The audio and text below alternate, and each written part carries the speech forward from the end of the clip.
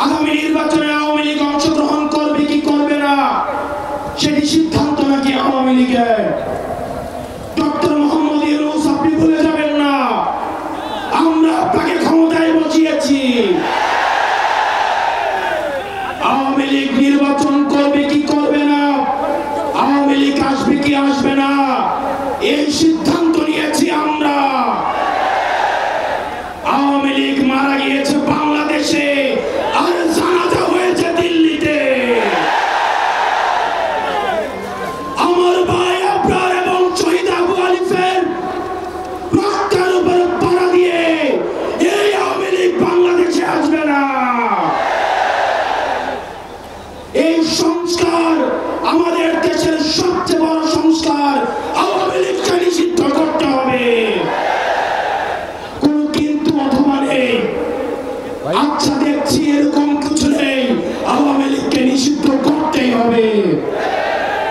আপনারা ভুলে গেলে চলবে না, আওয়ামী লীগ কোন রাজনৈতিক দল নয়।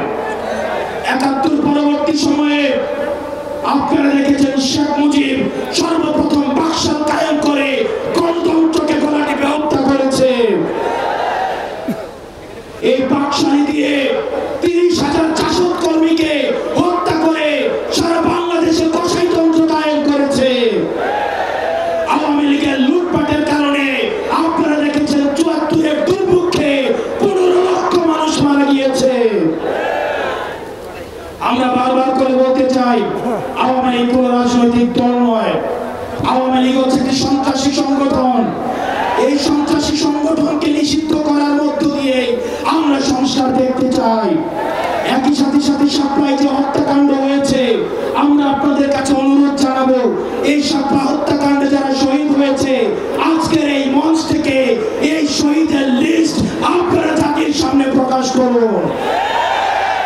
একই সাথে হাসিনার এই ফাঁসি না হওয়া পর্যন্ত প্রয়োজন হলে আমাদের শেষ রক্তবিন্দু দিয়ে এই তরুণ প্রজন্ম আমরা হাসিনার ফাঁসি নিশ্চিত করা পর্যন্ত আমরা আন্দোলন চালিয়ে যাব।